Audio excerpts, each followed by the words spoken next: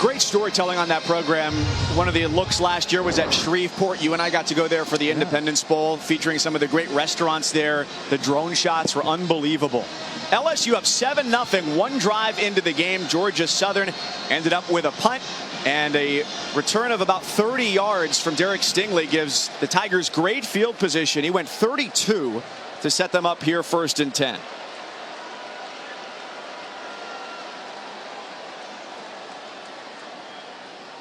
Burrow gives it up. It's a juke. And then a couple more yards for Clyde Edwards-Helaire. Raynard Ellis, his first year on the field at Georgia Southern as a transfer from Furman, makes the tackle after a gain of about 5. 2nd down, 6.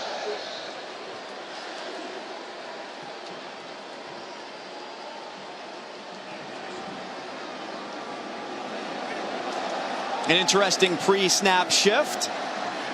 Still Edwards-Helaire off to the left side, trying to stiff arm his way through the defense, but doesn't make much progress against Kendrick Duncan. Yeah, we're still in the script plays for this offense. You script the first 15 plays, and you get 6 in the first drive, and you get a touchdown, and now you're just kind of showing different things. You're showing different looks. I'll tell you, that play right there, Mike, is probably for next week's opponent, Texas. You're just throwing another wrinkle in there because we know who LSU plays next week, showing you the different things that they're going to try to do and execute throughout the season. Look at number 10 in white, the bottom of your screen. Stephon Sullivan, former receiver turned tight end. Burrow looks his way and checks down to a wide open Edwards-Helaire, who's inside the 20.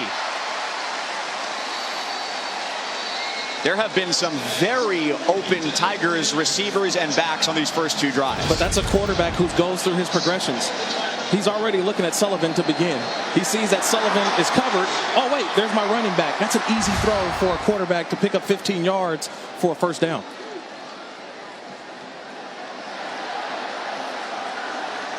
The inside give, Edwards-Helaire again, their second leading rusher last year. The big season from Nick Brossette. Now 6 straight seasons with a 1,000-yard rusher here at LSU. It's about running the football always, but this year they want to put the ball in the air a little bit, but remember, it's still their bread and butter. Up the middle, the defensive force keeps him from hitting the goal line. But this year, the philosophy changes a little bit, according to Steve Ensminger, the offensive coordinator. In years past, it has been run to set up the pass. This year, the philosophy is pass to set up the run.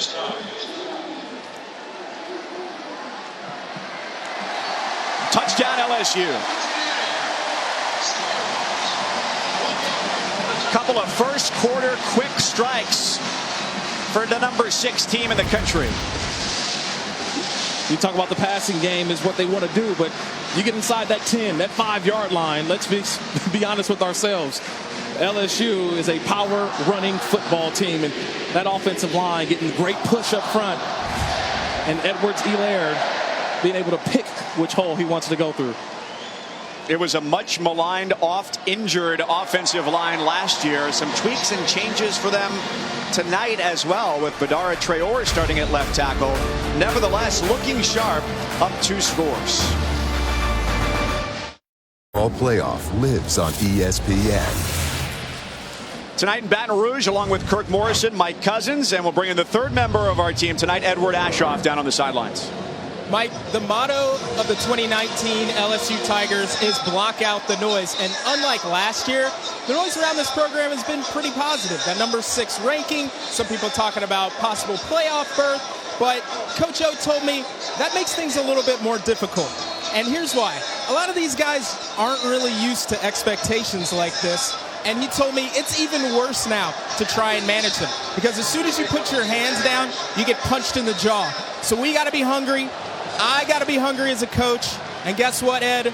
We're hungry. Back to you, Mike.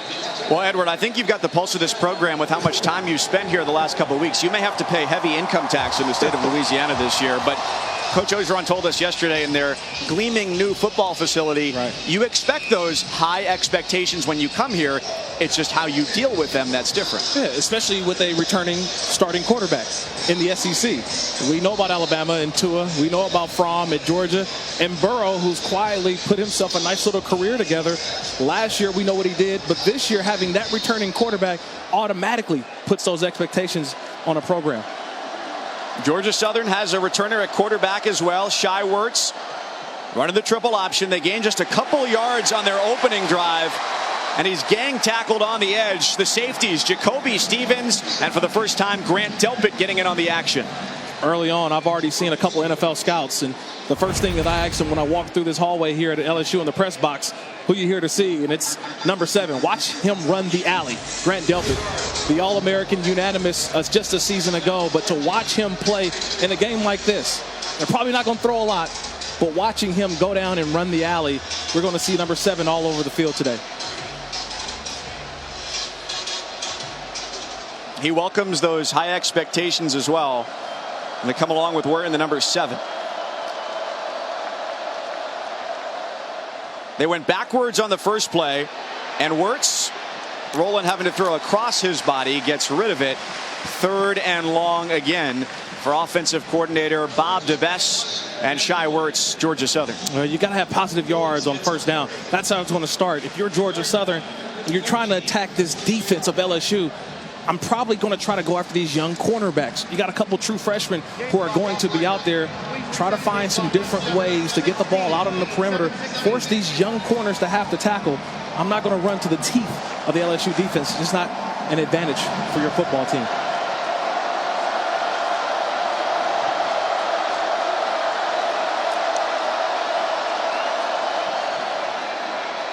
Werts goes incomplete with the pass intended for Mark Mashad. And they'll have to punt again. Well, they had the right idea, right? They went after number 24, Derek Stingley, the true freshman cornerback, number 1 at his position just a year ago coming out of high school. We've already seen him return 1. Did you try to kick away from a young freshman trying to make a name for himself on this LSU defense? Top-ranked corner in the ESPN 300 in the class of 2019. And only the 6th true freshman to start on defense for LSU in the last 20 years.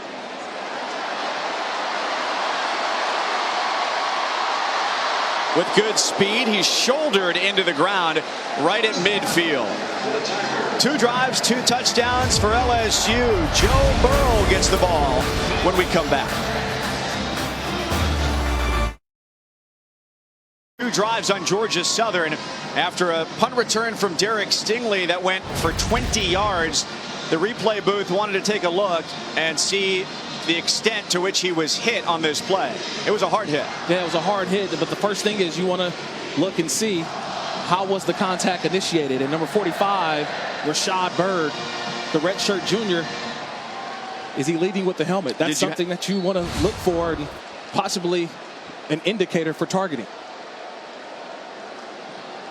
There's a lot that goes into that, the way that is being officiated on replay review this year after a call on the field is a little different as well. Leonard Fournette is in at running back here for LSU, and he gets the quick pass from Burrow, gets back to the line of scrimmage, and nothing more. So as you watch that replay, you saw that there was a hard hit, correct, but there was not forcible contact with the crown of the helmet. So you had an indicator of targeting with the lowering of the helmet, but not the forcible contact to the head or neck on Stingley to force a targeting penalty.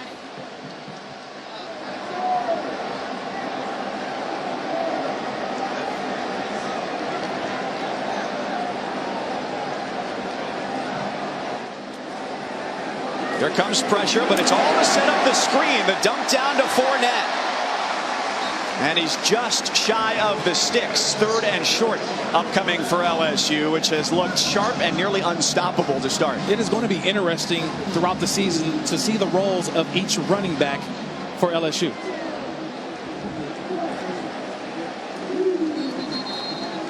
They get the first down through the pile, because in this running back group as well, you've got Chris Curry, who's a redshirt freshman. He played in 4 games last year. And then 2 true freshmen, John Emery, who is the #1 running back in the ESPN 300 class. They flipped that commitment from Georgia to go along with Tyrion Davis-Price, the number 16 running back and a bigger bruiser style back. And I think each back will have their own role. They're going to come in and have their good traits and bad traits. Just see how will their roles develop throughout the season. Burrow's got time. He fires downfield to the end zone. Incomplete as double coverage swarmed in on Terrace Marshall.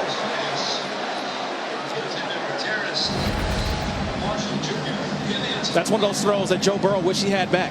He underthrew a touchdown. That's a touchdown if he lets that ball go just a little bit earlier. Marshall just sitting there waiting for the ball to come down, and he's one of those guys that Steve Ensminger, offensive coordinator at LSU, he wanted to see. He was excited about what he did a year ago as a freshman, but now as a sophomore, they think he's got great home run ability. We already see him trying to go up top.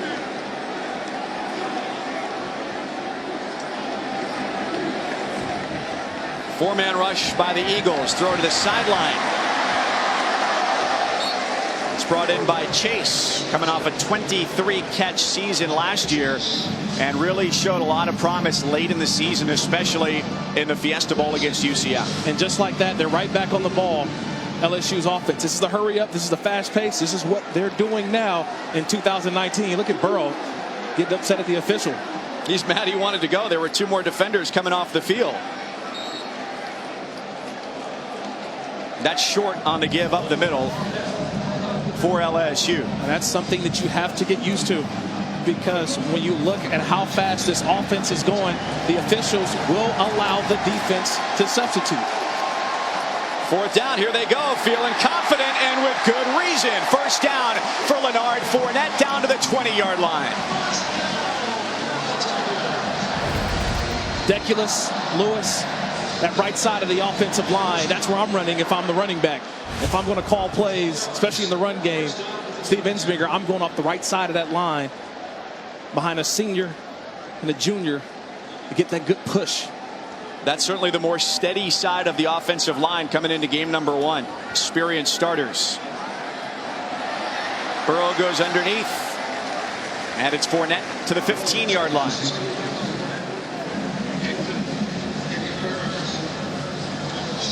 Edward Ashoff down on the field. This team's moving fast right now. Yeah, you can tell how fast they're trying to go. And Joe Burrow told me earlier this week that, hey, some of the linemen did not like this at first. They were huffing and puffing, having to get into better shape. And Coach O, when I brought it up to him, he said, look, these guys got to get into shape, and I got to be patient because I don't want to hurt my defense. And Steve Ensminger, the offensive coordinator, said, look, guys, this is the offense you asked for. Better get those rear ends in shape. Get ready to run.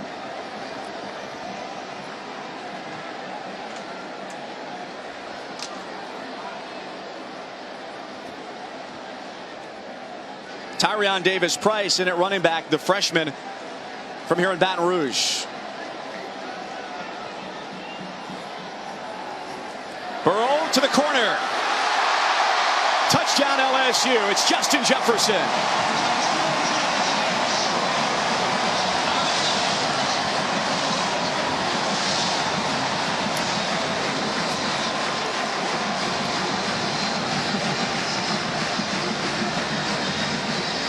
Joe Burrow's dad, who retired from coaching, longtime defensive coordinator in college, most recently at Ohio University, knowing it's his son's last collegiate season, said, no way am I missing this year. Yeah, Jimmy Burrow, you mentioned the defensive coordinator. I've sat down with him numerous times to finally see his son throughout a football season. He's been coaching pretty much his whole entire career as a high school and college football player, but man, how excited for a dad to wear his son's jersey to go see him throw a touchdown pass in Death Valley. Jimmy Burrow, the father of LSU quarterback Joe Burrow. He played at Nebraska, a longtime defensive coordinator. His other sons, Jamie and Dan, played at Nebraska, and he's going to see every game this year. Yeah, he's going to see a nice little slant corner route and just throw it to an area. That's what Joe Burrow does here. And you talk about it, an excited father. getting a chance to see his son. How awesome is that?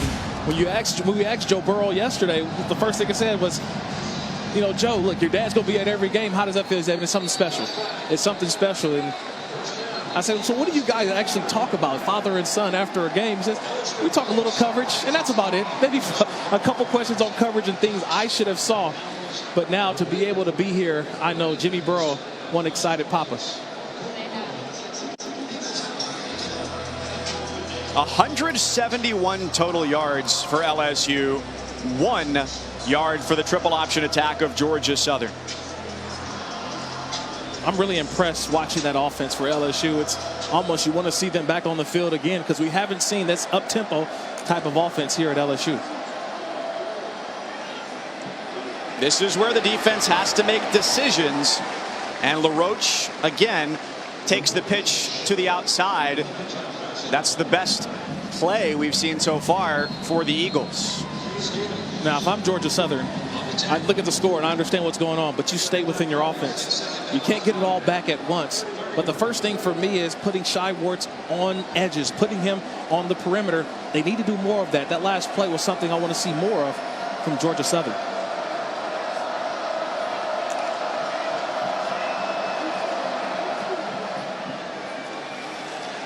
LaRoche gets wrapped up, 3rd and short, which is what they like. Kirk, from a defensive perspective, you played at San Diego State in the Mountain West. You face a service academy. You see this type of offense. What's it like preparing throughout the week for something that's totally different than what you see the rest of the year? Well, I'll tell you this, Mike. As a linebacker, I'm excited. My best games were against Air Force in terms of tackles. But as a defense, collectively, it's assignment discipline type of defense. Everyone must do their job. Not a lot of heroes in a game like this. It's just doing your job, and that's how the big plays come. Discipline. Movement and flags. Braden Fehoko jumping across the line for LSU. You get easy first downs like that when the defensive line jumps off.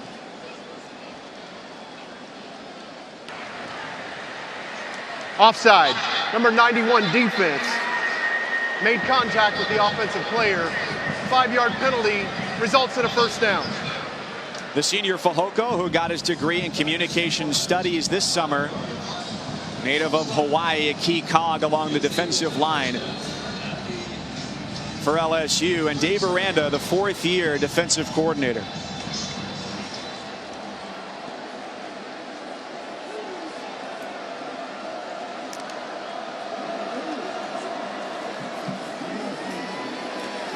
On first down, a pitch, and it's right to the sticks for Georgia Southern with Logan Wright. Now let's go to the studio for an update with Dart. C.J. Verdell at 7-zip Ducks. A lot of big games around the country tonight, and LSU trying to avoid being one of the SEC teams that plays a nail-biter today. 3 drives, 3 touchdowns, and just about a minute left here in the opening quarter. A couple of 10-win teams from a year ago. How about that tackle from Damone Clark, who did not get juked and instead wrapped it up. It's a good job of just staying home. Always keying in on the quarterback. You always have to have someone on the pitch, someone on the quarterback, and someone to run the alley. That time, Clark making sure to not commit to anybody except the quarterback. He's just one of those, the part of the inside linebacker group. You asked me the question earlier, Mike, how are they going to replace a Devin White? It's going to be by committee. So it'll be Jacob Phillips, Michael Divinity, Damone Clark, Patrick McQueen. It is going to be a group inside linebacker by committee.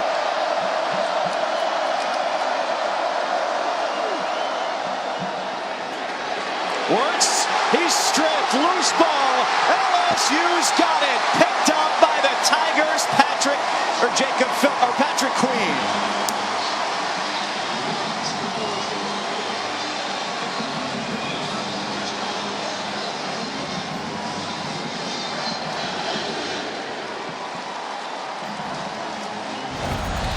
The guy who created that fumble is a guy that everybody around here in Baton Rouge is so happy he came back for his senior season.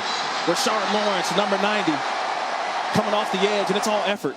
It's all effort, especially when the quarterback is doing what? He's getting out of the pocket, but Rashard Lawrence coming through and watch the little tomahawk, gets the ball out, And one of those linebackers, I said by committee, it's scoop and try to score. Patrick McQueen, outstanding job by Rashard Lawrence. One of the reasons why he came back to LSU for his senior season. He could have left early, but those national championship aspirations is why he's here. With short time in the first quarter, it's underneath to Davis Price, the freshman, for a nice chunk of yardage. That brings the first quarter to a close for LSU. 21-0. If you didn't believe it now. Ed Orgeron said we are going to come out guns blazing, not saving anything for Texas next week. The number 6 team in the country, 3 touchdowns up after 15 minutes.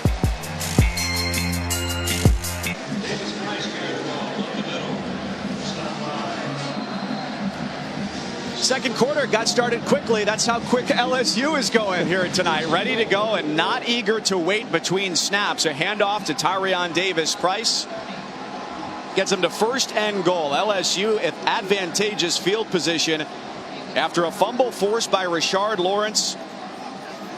And here's the handoff to the left side for Davis Price, who's cleared out of bounds at about the 10-yard line. So, Kirk, everything we heard about this offense was that it was going to be quick, it was going to be different through 15 minutes. What do you think? Well, I don't know if I can throw enough bouquets out there right now. I mean, they've been going fast. But I've seen at Joe Burrow a guy who right now has options. Like, he's going to the line of scrimmage, and watch how calm he is. He's able to have more freedom at the line of scrimmage to be able to find his best matchup and exploit it. And what he said, what you're seeing is, in case anybody was second guessing whether the offense actually would change this year. They're inside the 10-yard line now to bring up third down with Davis Price, the freshman, getting some playing time here. So if it's not opened up, and the coaches have a whole new offense I never heard of. They're saving for the first couple games. It has been different. It was run heavy the first 2 years under Ed Orgeron, now in his third full season. And this is the offense he's wanted for this team. He's got the personnel and the coaching staff, a perfect confluence to make it happen. Just a couple seasons ago, it was Matt Canada, the offensive coordinator. That didn't work out. Insminger last year did some things, but Joe Brady coming on as the passing game coordinator, totally different offense. Burrow's got time, and he's got 6. Terrace Marshall with the touchdown grab.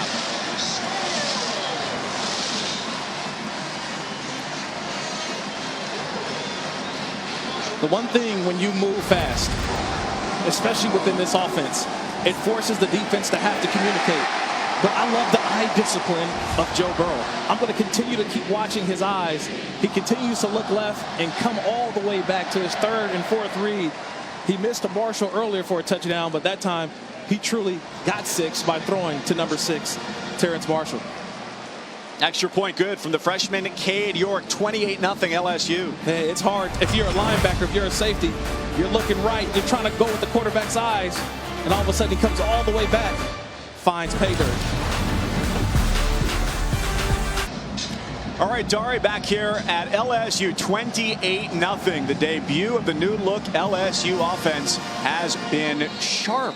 Edward Ashoff. Yeah, guys, I asked Joe Burrow simply, what do you like about this new offense? And he just said, man, defenses are going to have to cover the whole field now. Teams last year would load the box, they'd double one guy, and sometimes we'd be out of options. This year, you have to put a guy covering every part of the field, and that's going to put a lot of stress on defenses. And then he looked at me and said, look, we're going to still have some of that run-in that LSU likes to do, but for the most part, we're going to be going fast. We're spreading the ball out, and we're getting to our playmakers in space. And I think they've done that more than a couple times already tonight. You're right about that. The deepest group of wide receivers that Coach O said he's had since he's been at LSU. That's the reason why you're able to do what you can do on offense. Wirtz goes down to the backfield. Grant Delpit penetrates through to make the stop. It's a highlight tape every time you find number 7. You almost want to put a spot shadow around him every single play. Just watch 7. He just comes in your screen. He's a short tackler. It just goes to the highlight tape for Grant Delpit. He was not a big guy coming out of high school and going into high school. 5'6", 125. Didn't get his first offers until signing day of his junior year. So February of his junior year. And then things really started to roll in. The Houston schools and eventually LSU. Short feed, it's Matt LaRoche who's gotten the most action out of the backfield so far for Georgia Southern. It has a total of just 5 yards here in the second quarter. 5 yards total for the game. This is where LSU defensively, how can they get into a situation where they're forcing Georgia Southern to have to pass? 3rd and 13, you kind of know what's going on. But it's the 4-man rush. We saw Rashard Lawrence a little bit earlier with the sack, forced fumble. And now you get a situation where Dave Aranda, defensive coordinator, he can drop 7 and rush 4 and force Wirtz to have to find an area and throw.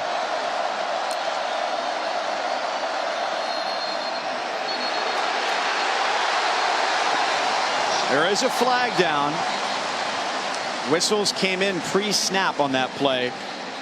As Calevon Chason got into the backfield.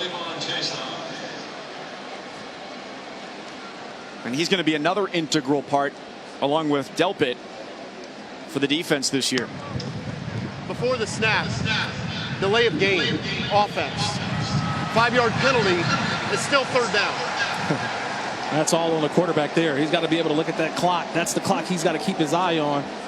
But also, you mentioned Chason, a guy who I think we're going to talk a ton about throughout this season. It's a pass rusher, which they didn't have last year. Only one game against the Miami game, torn ACL. To be back and have a premier guy like that, I'm going to keep my eye on 18. 4-man rush by LSU. The inside handoff is not enough. Ball's back to the original line of scrimmage and loose at the end of the play. And LSU has control.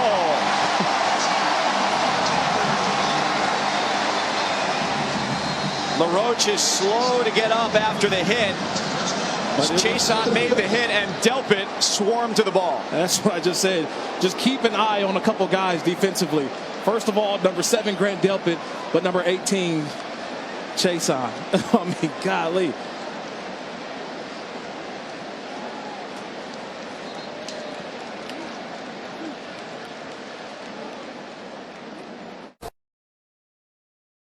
After a hard hit against Matt LaRoche, the running back for Georgia Southern, leveled by Calevon Chason, the LSU linebacker. Yeah, and Calevon Chason, remember the play right before this, he's rushing off the edge. This time he drops in coverage and he's able to redirect and come down and put a vicious hit on Matt LaRoche. Clean, legal hit, and LaRoche never saw him. So he went out and LSU, this is what they want to do, create turnovers. They felt like they didn't do that enough last year. But having Chason back on defense, Dave Aranda excited about the possibility of having his versatile rusher back on his starting defense. LaRoche to the injury 10 on the sideline. John Emery is in at running back for LSU. They fake the give to him, and the crossfield pass finds its way to the freshman rusher. Inside the 20 and out of bounds inside the 10. Electric to start. You want to get your name into the paper here down in Baton Rouge. If you're a true freshman, that's pretty easy. You make a guy miss. You give him the old 1-2, and you keep going. John Emery showing off the moves. And the strength as well as he lowers the shoulder down to about the 3-yard line and the carry right up the middle. You mentioned it earlier, Mike. We're going to probably see all 5 running backs on this LSU roster. And right now, Emery getting his turn, making the most of his first couple early touches.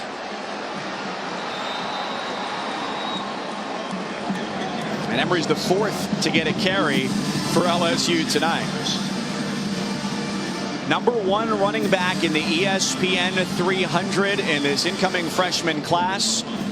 They flipped his commitment from the University of Georgia to LSU. Few more fierce recruiters in their passion to do it than Ed Orgeron.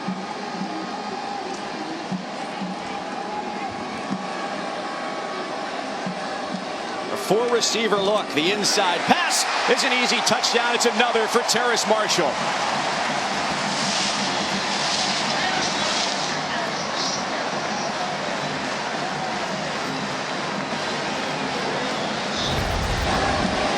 This is just straight check with me. This is the RPO.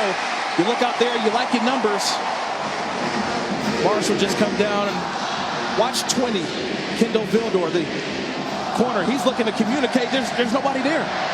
And that's what this offense is all about for LSU. It's going fast, going fast. It forces the defense to have to communicate. But when it's going that fast and you're in Death Valley, it's going to be hard to hear right before the snap. And this season, for every field goal and extra point made by participating universities, Allstate will make a contribution to the university's General Scholarship Fund. Thank you to Allstate. Chasing ghosts. Chasing ghosts right now. Georgia Southern defensively. Man. Back in Death Valley, 35-0 LSU just scored. They kick off. Mike Cousins, Kirk Morrison, and Edward Ashoff on the sidelines. What have you seen, Edward?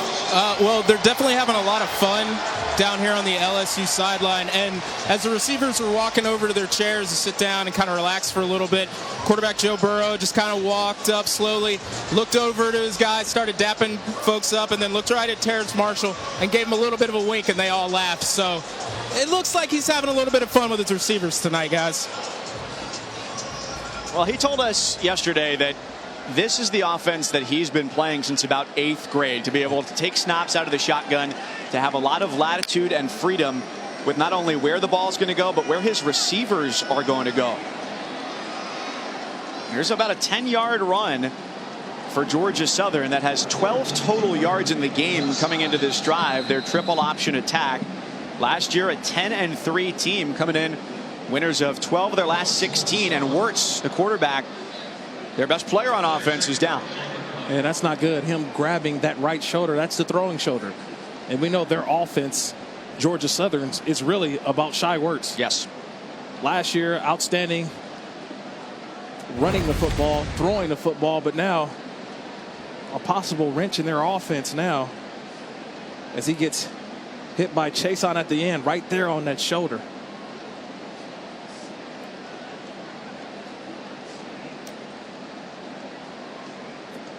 Chason just running to the football, just getting there and landing right on that right shoulder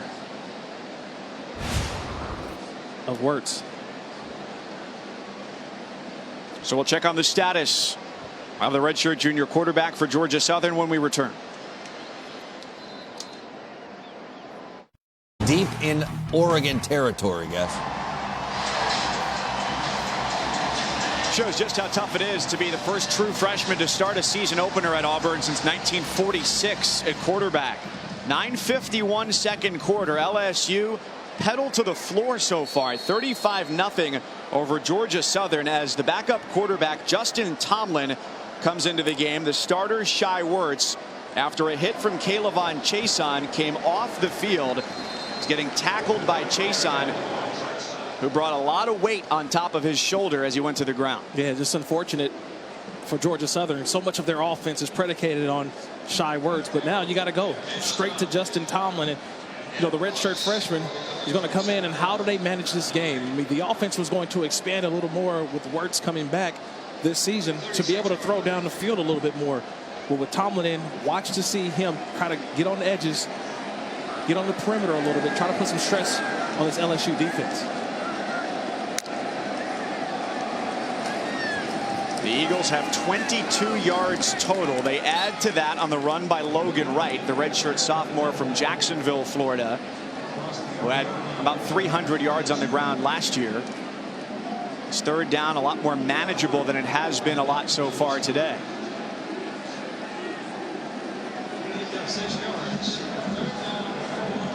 Wirtz is trying to get loose. It was the throwing shoulder that he fell on with a hit from Chason. Yeah, watching that throw right there on the sideline. Barely can lift that shoulder up.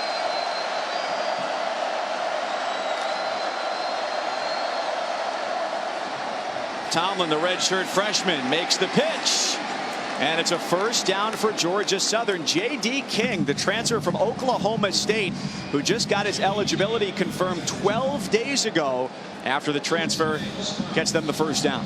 Well, just looking for opportunities, and that's what you want, to find an opportunity at Georgia Southern. But Dave Aranda, defensive coordinator at LSU, I remember 2 years ago being here watching this defense and Coach Aranda telling me, look, guys still are learning how to get lined up. And then last year, 2018, the defense better, but yet guys knew too much. And they were basically doing everything. So what's the version of 2019 of this defense? And right now, he feels that he's tried one of his better defenses that he's been a part of as a defensive coordinator. Because you've got guys in a system who understand exactly what they're supposed to be doing, what he wants to do. It's the first time his defense allowed the other team to go across midfield today.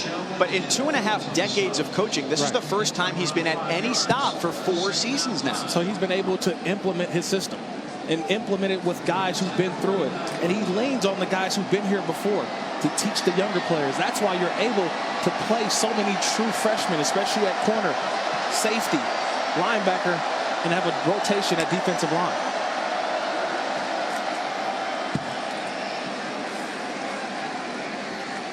Inside give for King, who's wrapped up by Tyler Shelvin. There is a flag on the play. You know, going back to Aranda again, he's also got new toys to work with. Like last year, it was Kaylavon Chason, who he was so excited about, and then he gets injured Personal in game foul. number 1. Face mask. Defense number 72. 15-yard penalty added to the end of the run. Automatic first down. And the penalty is on Shelvin, the nose tackle, and that's a deep position for them. Yeah, very deep position, but Chason comes back. But then you look at the linebacker position. You talked earlier about Devin White and how are they going to not only fill the gap in which he was such the heart and soul of this defense. Remember Greedy Williams, though, the corner last year, got drafted this past season to the Cleveland Browns. This secondary is still stacked. Even though you got some younger players, this defensive front led by Shelvin and Lawrence are going to help out that back end tremendously. And a one-high defensive look with the freshman Stingley as the safety.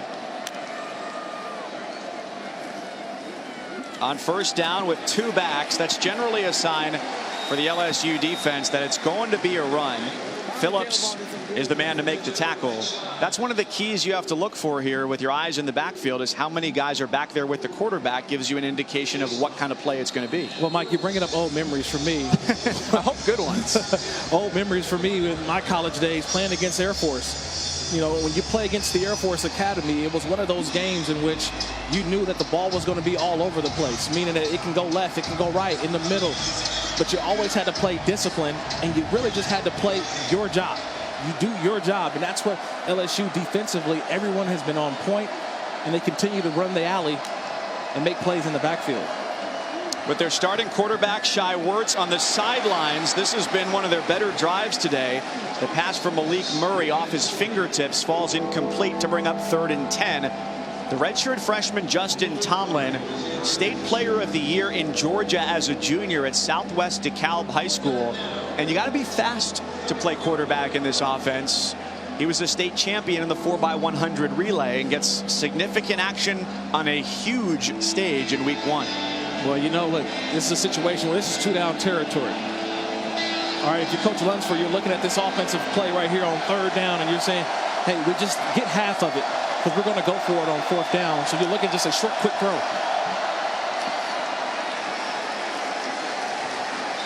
About 1 yard to the 30-yard line.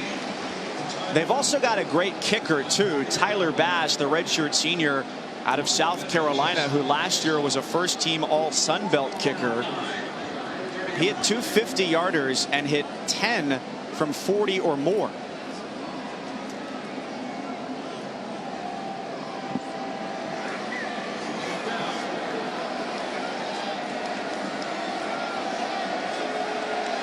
So here's the try for Bass from 47.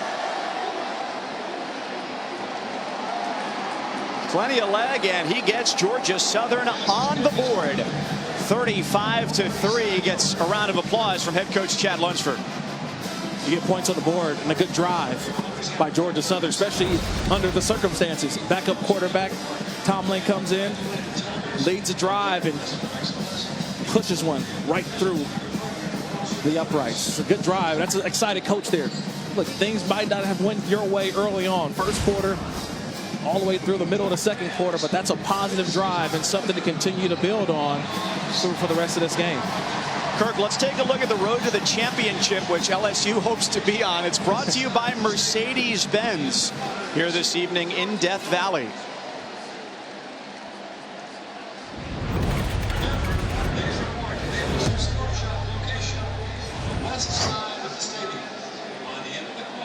So your best chance to win the SEC, a good start for Alabama with the final score of that game 42-3 and a 4-touchdown day from Tua, and Georgia in Nashville tonight looking good early in that first half. Well, we know one thing, the only way that LSU gets to play Georgia this year is only in the SEC championship game. So we know it's about Alabama come LSU, and that's a game November 9th, this time at Alabama. So LSU is going to get it back. 5:13 in the first half, up by 32. And let's go back to Dari in the studio for an update. Easy enough. Guys, see it happen. All right, Dari, and some other nail biters around the SEC. Not the case for the number 6 team in the country, LSU. That's opened it up through the air here tonight. Incomplete after a back foot throw for Burrow. The pass intended for Justin Jefferson. Well, that's one thing you don't want to see if you're LSU is your quarterback get hit on that last play. Joe Burrow, watch the hit that he takes. You don't want this by your quarterback. Big hit being put on by Dylan Springer. He's having a great game so far, but it's those types of hits you want to avoid for Joe Burrow. Talked about 5 running backs. Number 5 in the game. But where's number 24 is Chris Curry. With a couple of big fellas in front of him. Out to the 30-yard line for a second down pickup of 5. Adrian McGee helping to lead the way. And at left tackle, Dare Rosenthal has now come in. Sadiq Charles, they said, would be able to play if necessary today. You're assuming that if necessary is out the window at this point. Badara Traore got the start at left tackle, so that's something to watch as the day and next week goes along for LSU.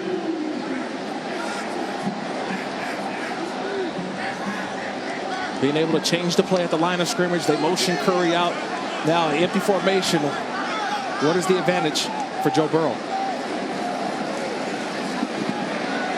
He's got all sorts of time. And he just needed to find the window, and it closed quicker than expected. Incomplete on 3rd and 5. Good coverage from the safety, Kendrick Duncan. You mentioned the time that he had. And, one of those times you got to say, good job by the defense. Yes. Georgia Southern defensively had everyone covered. And you're Joe Burrow trying to force one in. Just throw it away. Probably a pass in which he's trying to do a little bit too much. It wasn't intercepted, but don't even throw it into harm's way. Throw that ball out of bounds and move on. But a great job by the defense of Georgia Southern. Zach Von Rosenberg, LSU's punter, wasn't sure if he was going to see the field. There was 5 drives, 5 touchdowns. He knocks that one inside the 20. Great kick there from the Louisiana native. Monday, 7 Eastern, 6 Central. Thinking Out Loud, presented by Regions Bank, is back for another season with Greg McElroy, Marcus Spears, and Alyssa Lang. They'll talk football and want your participation via social media throughout the show. It's all right here on the SEC Network and the ESPN app. Yeah, I think if I'm a Tennessee fan, I'm probably not going to watch that show on Monday. Maybe I might watch it, but just understand it's going to be a tough one to watch after Georgia State beat Tennessee today. You've got a captive audience here with a great rivalry between Southern and State. Tennessee lost to Georgia State earlier today, a 2-10 team a year ago. The worst loss by an SEC team favored by 25 or more points in the last 40 years. Wow. That's going to be an interesting show on Monday. I'll be tuning in, watching a couple of our buddies. As the first weekend of college football just kind of gets underway, Mike, it's one of those things in which some teams who you expected to play well did not play well. And there are some teams that you didn't say, how are they going to have played well? Penalty flag down. Here comes the call.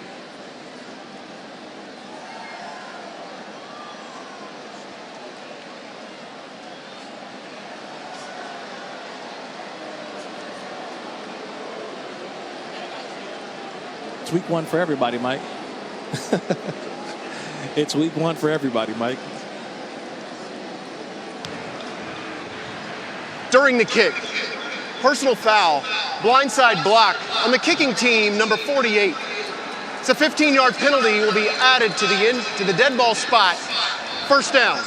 Injury update from Georgia Southern. 2 players that left the game. Matt LaRoche, the running back, a stinger for him. Shai Wirtz, the quarterback, listed as a strain for him. Both are cleared to return, and there's Wirtz, the redshirt junior, back in the huddle at quarterback. Yeah, that's the toughness of Wirtz coming back into this game. Interesting call on that penalty. You know, blindside blocks are no longer allowed in college football. So especially when you watch punt returns, kickoff returns, you got to watch out now. We've seen some earlier displays of guys not blocking, but kind of doing what I call a hip buy, just getting their hip in the way. The big emphasis in college football this year on taking away the blindside blocks. Well, Kirk, this has been the best look so far for the Eagles, is getting the ball to the outside, making the defense choose. J.D. King took the pitch there. Jacoby Stevens wrangles him to the Bermuda grass.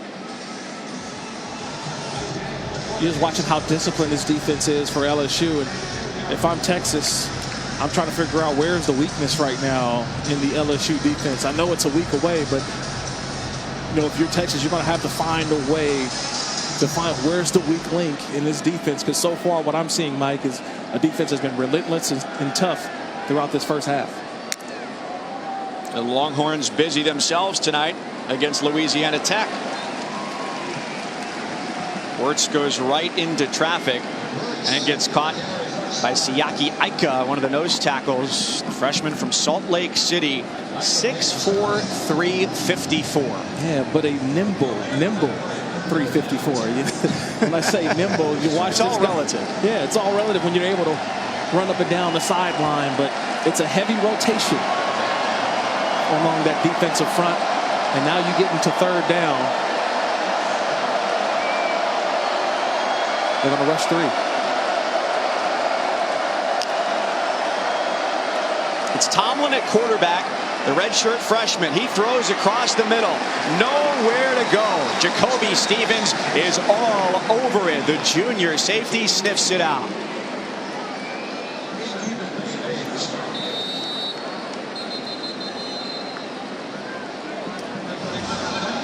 There's just no breathing room against this defense. No, there's none. And you're trying to figure out which guy on this defense to say, man, I want to attack this guy. But Stevens has been outstanding so far, the junior safety. And then you look over and see number 7, Grant Delpit. He's another guy that, when you look at this secondary, well coached by Aranda, but at the same time, you got to just look at the toughness that they display every play. It's always 11 guys in that final picture, 11 guys to the play. And that's what you want to continue to keep doing play after play. Guys, you're not going to believe this. You have to come with me right now and see what they're doing. This is so much fun. Ah, okay. Whoa. Can I be part of this? No? Yeah? Oh. Nope. They don't want me. I don't blame them. I'm no good at this, but they're awesome. So cool. I could never do that, by the way. That's why I play football. I just, the soccer thing for me. You played 8 years in the NFL. I don't think anybody's worried about your soccer ability. Yeah, that's just not for me. Stingley calls for the fair catch, and he's got it at just about the 20. Mike Cousins along with Kirk Morrison, standout at San Diego State, played with the Oakland Raiders, Jacksonville Jaguars, Buffalo Bills. Edward Ashoff on the sidelines tonight as LSU opens up its season here against Georgia Southern, 35-3. This is the 7th drive of the night for LSU. 5 drives to start. All 5 were touchdowns. They punted their last time, and Joe Burrow takes over. 2-minute drill opportunity here. Oh, you hit it right on the head, Mike. That's how you don't get these opportunities, especially live during fall camp. So this is another opportunity for LSU offensively to run the 2-minute drill. And Burrow has not been shy about just finding the check down either. Yeah, he has been what we call check down Charlie. When it's not there, when it's not, you look down the field, you scan. If it's not there, he's done a terrific job of dumping the ball down. And it's okay to take the 3 to 4 yards. It sets up the bigger play later on. An ankle tackle's not enough to bring down Jefferson. First down for the Tigers. Let's always remember in college football, there is no preseason. They don't have preseason games here. So when you get an opportunity, especially in week 1, I know that you're up big, but you still got to find a way to get work done. And this is an opportunity for LSU to run the 2-minute offense and get this on tape. Burrow takes a shot, and he's got Thaddeus Moss, the tight end, down to the 20-yard line.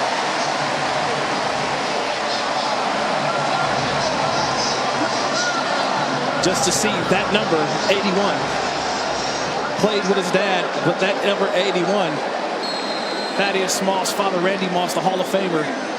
Seeing that 81 when he was in New England. It's almost surreal to see his son now making a big play. Snap infraction. Offense, number 79. 5-yard penalty. Still first down.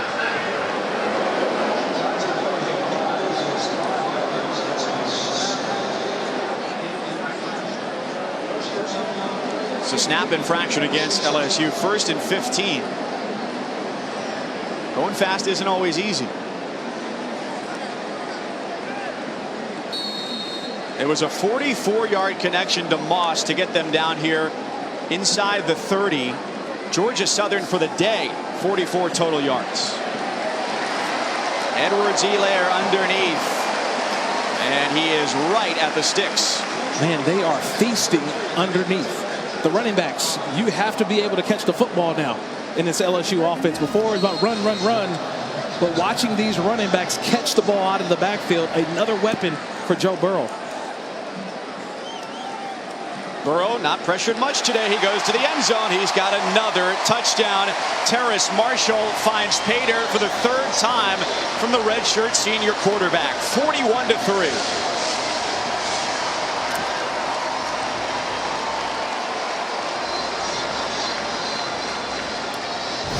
Well, if you want to learn how to run the 2-minute drill, LSU just showed you. It was clinic tape. Clinic tape of how to drive. They got the underneath passes. We talked about it earlier. It was the check down, the big play to Moss, and then find your 6'4", 200-pound wide receiver in the middle of the end zone. Yeah, Joe Burrow, pump that fist. It's a new offense at LSU. Kirk, they went so fast, they turned the 2-minute drill into a 1-minute drill. Still left a minute on the clock. They're putting the SEC on notice right now, Mike. They really are. 5 touchdowns, a career high for Joe Burrow. And I think there's still some meat left on that bone. Seriously, they are moving fast. Saturdays in the South, a history of SEC football. Part 1 comes your way Tuesday, 9 Eastern, 8 Central. Here on the SEC Network, an 8-part event. One of my favorite parts of telling people about what happens at ESPN is the storytelling that goes on with the SEC Network, ESPN, the ACC Network. Phenomenal. On fire with Joe Burrow. First, it started with the play action. Throwing to a spot and getting to the spot. It's just one thing that Joe Burrow has thrown, the touch. No one saw the touch that he had, and you're starting to see he can make all of the throws. And when you have the athletes that he has on this offense, it makes it so much easier. And Joe Burrow pumped that fist, an excited quarterback. It's like he's got all these new weapons. It's a new toy, right? It's Christmas here in August for Joe Burrow. He came in last year and he said at the beginning he knew how good the defense was. Right. He was playing more, and this was his words, quote, not losing football rather than winning football. And his attitude with a year under his belt last year came in just a little bit before camp and is able to have a real firm grasp on what's going on. Coming up at the half, you can watch the live performance of the Golden Band from Tigerland on the SEC Network Plus, and it'll be streaming on the ESPN app as well. Kind of going back to the Joe Burrow point you made earlier, just didn't expect this from this offense at all. Just was not expecting how high powered this offense is. And well, hold on. I think we expected to see them play this way. Are you saying you didn't expect it to be 42 points at the half? Exactly. The success. And they're not messing around. They're not messing around. Coach O called another timeout, hopefully trying to get another opportunity for his offense to get out there. That kind of tells me if I'm playing head coach, I'm putting myself in Coach Orgeron's shoes. The one thing that I'm thinking is that I'm going to try to call timeouts, get the ball back, because I think after half, we probably won't see Joe Burrow. I think he's done enough work, 5 touchdown passes already in the first half. I think I'm pretty much can sit my quarterback. We start to look for next week, because what a job he's done so far. And now defensively, finding ways to get off the field. You talk about a good half of work by this LSU team, not just offensively, defensively as well.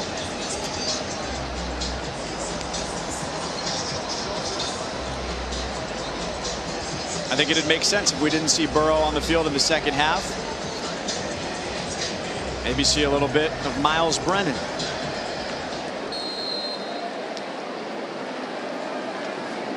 So Shai Werts, according to Georgia Southern, is out for the rest of this game.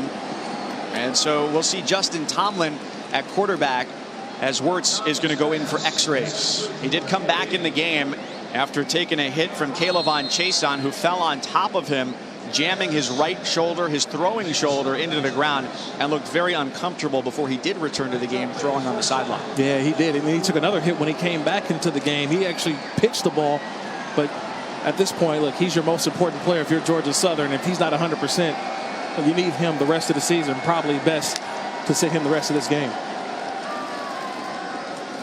The red shirt freshman Tomlin hands it off, and immediately it's Damone Clark into the backfield to say no more.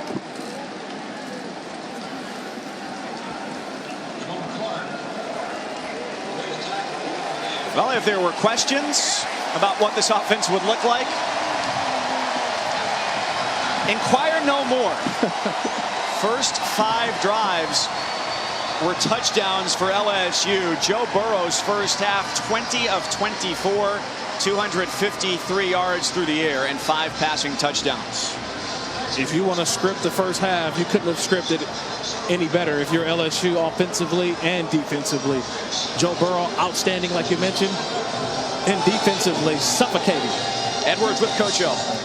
Coach, 253 yards passing for Joe Burrow, 5 touchdowns, 42 points for that offense. How would you assess how they played? Precision, just like they've been practicing. Great job by Steve Ensming and Joe Brady.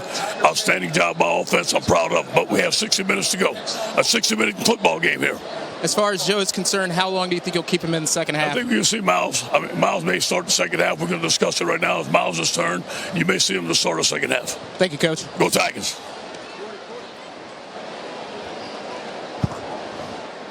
Well, if it's just two quarters for Joe Burrow, they were 2 pretty good ones. 42-3 at the half in Baton Rouge. Let's head to the studio. Dari Noka, Chris Doring, and Gene Chisholm. 42-3 over Georgia Southern at the half here in Baton Rouge. We welcome you back up to our booth. Mike Cousins, Kirk Morrison. Glad to have you along with us. Joe Burrow, the quarterback, has made the stat sheet look very good so far. He's lit it up exactly what they wanted. Look, it's been the Joe Burrow show, and look, we expected the offense to be good, but wow, that first half was great. 2 plays of 40+ yards, but you think about the 5 touchdown passes by Joe Burrow.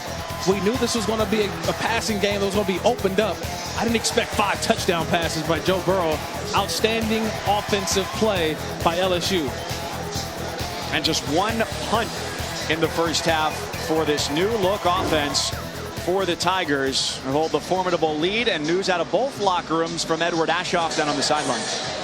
Yeah, my Coach Lunsford told me coming out of the break that, hey, look, he told his team the next 30 minutes are about us as a family. We got to do and play our game, do our jobs. He doesn't want to see any more pre-snap penalties. He got at the defense for a lot of missed tackles. He also said to me, look, Justin Tomlin's fine. He's been in this position before. He's ready for it at this level. He's not concerned about him. And as far as LSU coming out there bouncing around, guys are saying 30 minutes, that's all we got to do. I saw Joe Burrow wink at a couple guys. They are relaxed as possible going in the second half. As you'd expect them to be with the lead as it is. I'm surprised we don't see Joe Burrow with a ball cap on at this point. I mean, his work's been done. That first half is something that most quarterbacks dream of for an entire game. Ed Orgeron, the head coach for LSU, told Edward going into halftime, may see him in the second half. If not Miles Brennan, who played against Rice just one game last year, the sophomore will be ready to go. A couple of yards on first down for Logan Wright, the redshirt sophomore out of Jacksonville, Florida. The streak of 13 out of their last 16 for the Eagles with a 100-yard rusher in danger going into this third quarter as they've got just 59 yards total. You look at the second half, it's really about establishing who you are for the 2019 season, still establishing the identity. It's going to be a little difficult now with Shai Werts probably not going to return in this football game. Werts, the starting quarterback, redshirt junior, went down on a hit from Calevon Chason. Tyler Shelvin brings his backup Tomlin to the ground there. And so he went for x-rays, ruled out for the rest of this game. But Georgia Southern told us last night at the team hotel it's going to take them 4 games to figure out exactly what they have on offense this year because of what their schedule looks like to begin the season, most notably opening with the number 6 team in the country. They've got Maine, a great team. Then they go to Minnesota and they face Louisiana in week 4.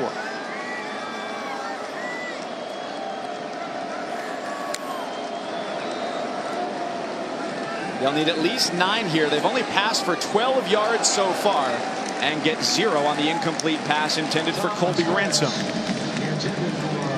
Always difficult when you get to those down and distances. But there on the coverage, number 24, Derek Stingley, the true freshman cornerback. He's going to get a lot of work over the next couple weeks, especially throughout the beginning of the season. The only reason why, because he's a true freshman.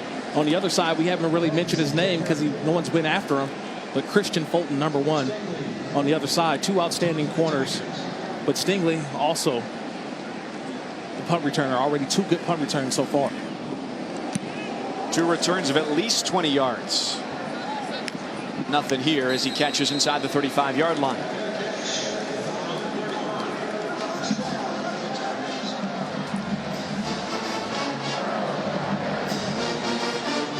So back to it for LSU. And here comes Joe Burrow back out onto the field. Only the 5th starting quarterback for LSU to start back-to-back openers in the last 22 years. So much more confident coming back for his 2nd year. Working on a master's program, takes all of his classes online. And so his life revolves around what happens in his apartment, the football facility, and here inside this stadium.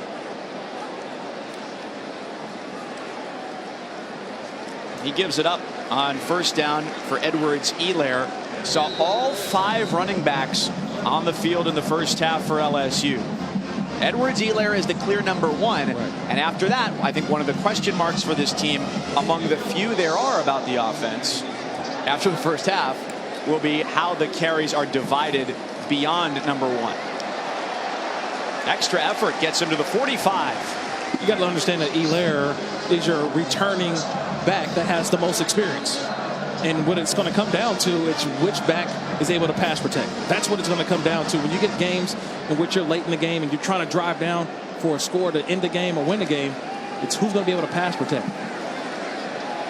Burrow unleashes a spiral for Justin Jefferson. He was the top target last year, and that was by design because their offensive line was banged up. They had to keep a lot of guys in to block. Jefferson last year was targeted 91 times, 48 more than the second most guy, Stephon Sullivan.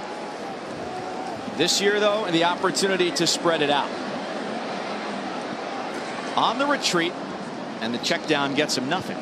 You know, talking about Justin Jefferson, the thing was last year, he was the most experienced sort of wide receiver in terms of the offense, meaning he can line up at X, he can line up at Y, he can line up at Z, he can line up anywhere on the offense.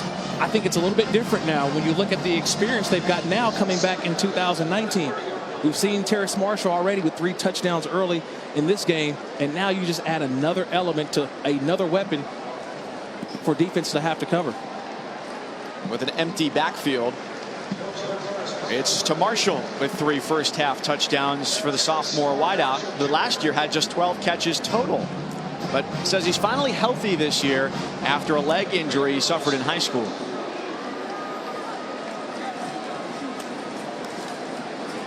So a sustained drive for the Tigers meets resistance on 3rd down. They don't get the first. And immediately the punt team is on. It'll be Cade York, the freshman out of McKinney, Texas, who's replacing Cole Tracy, who became a folk hero last year after an early season walk-off game winner against Auburn. And York's got a huge leg. This is from 39.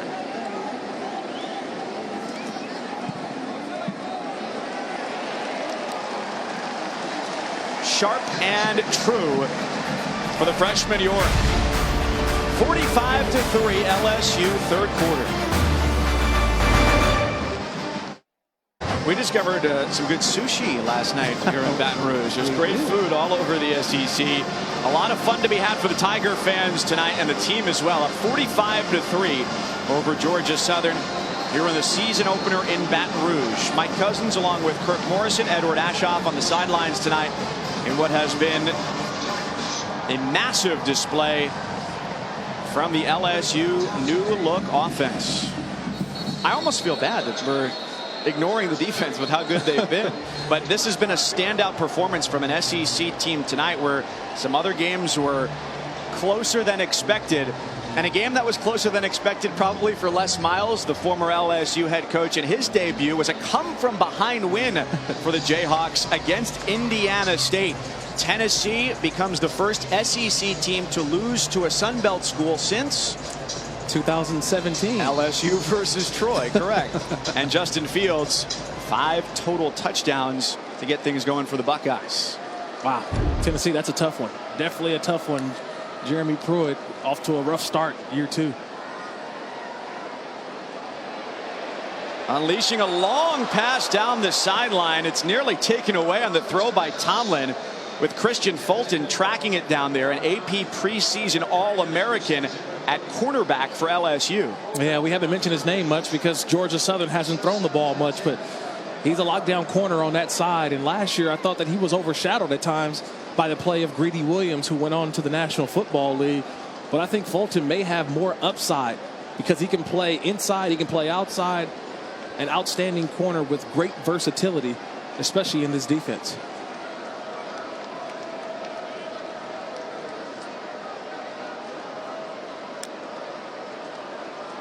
Second and 10. That was only their 8th pass attempt of the game. They averaged 9 a season ago. A couple yards, and we go down to Edward.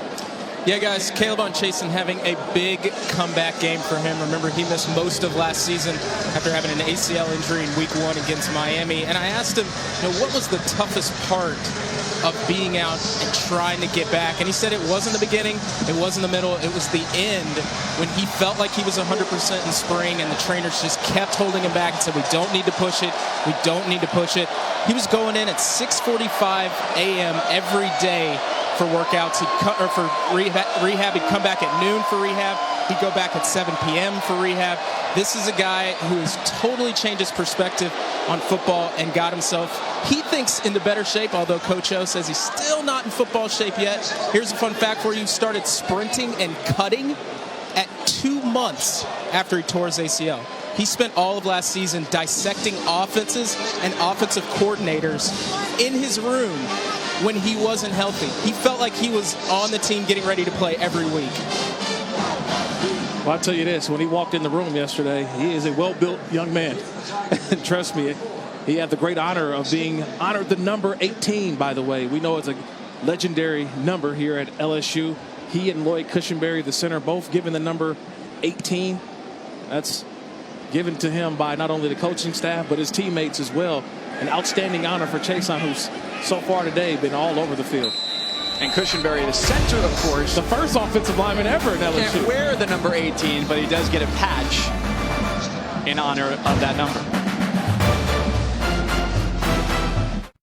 This new offense of LSU, can you prove it? Show me. And that's what Joe Burrow has shown me, that this offense is for real. 23 of 27 passing, 5 touchdowns, 9 different receivers touch the ball.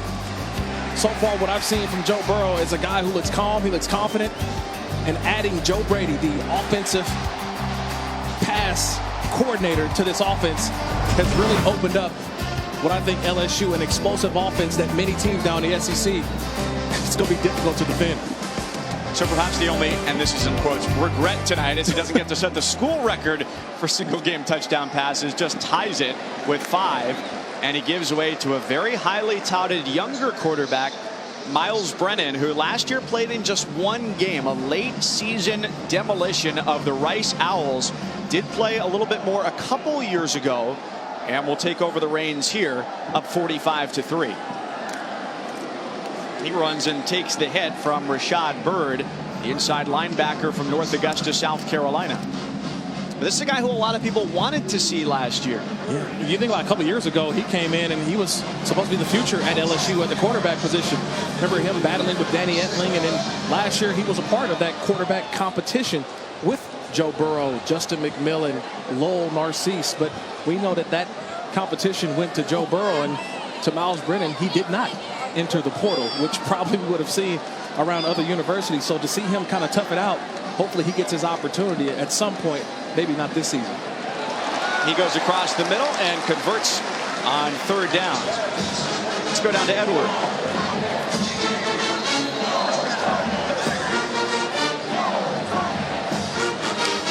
Guys, in talking with some staff members at LSU while I was here, they said the guy who made the biggest push and the biggest improvements from spring to summer was Miles Brennan. They said, look, we know Joe Burrow is our guy, but Miles Brennan was the most improved player on this football team. And I mean, I know it's early, but he's thrown a couple really good passes, and they love the work ethic that he's had since losing the job last year.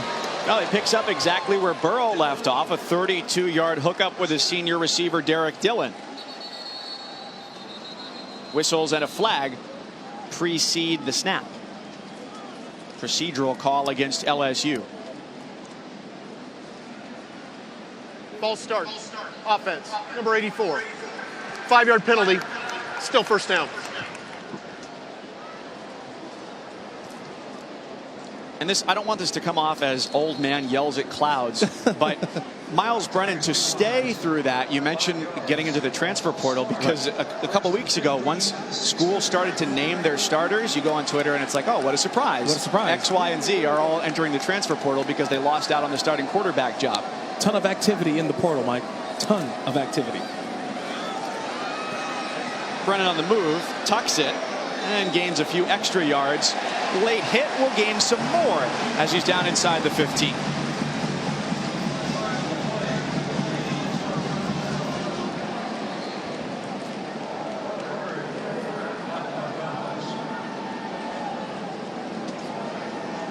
After the play, personal foul, late hit out of bounds. Defense, number 49. Half the distance to the goal. Automatic first down.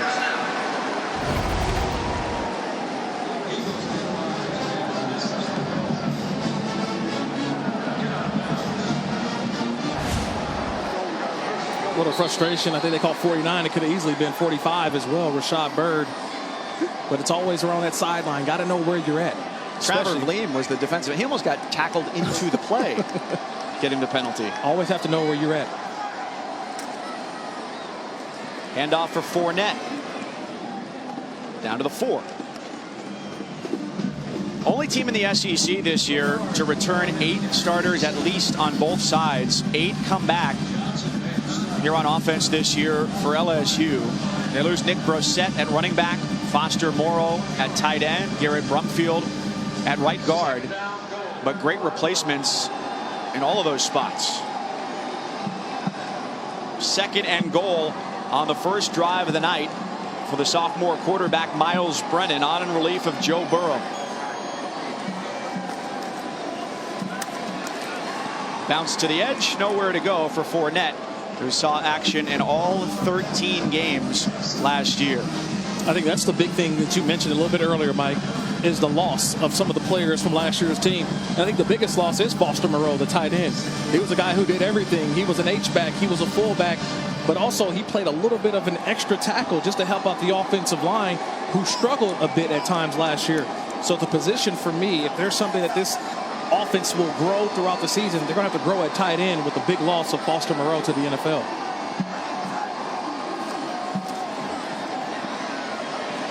End zone throw is incomplete. There's a flag. Eyes on Racy McMath under the coverage of Kindle Vildor, preseason Defensive Player of the Year in the Sun Belt Conference. Be interesting to see this call. Pass interference. Defense, number 20. By rule, the ball will be placed at the 2-yard line. Automatic first down.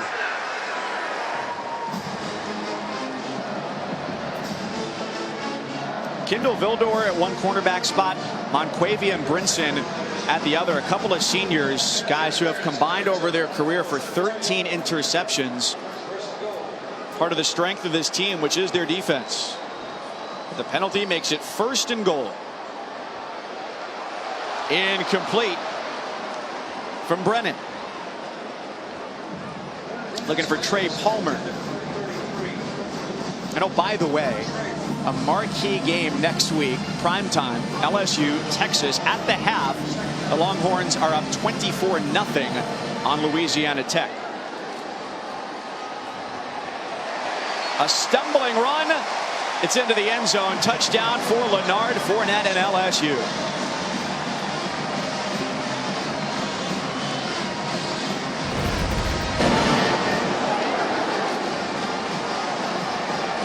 It's just our guys are bigger than your guys. It's LSU's offensive line just pushing that Georgia Southern defense back. And Leonard Fournette, we know the brother of Leonard Fournette.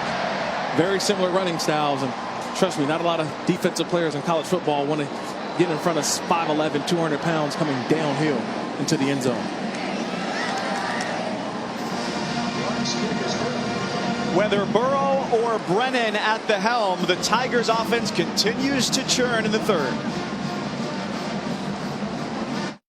Guys, welcome back to Death Valley. And while Georgia Southern quarterback Shai Werts is out of the game, he's been through so much in the last couple of months. He was pulled over in July in South Carolina for speeding and called dispatch as he was being pulled over and told the woman, look, I don't feel comfortable pulling over until I'm in a lighted area.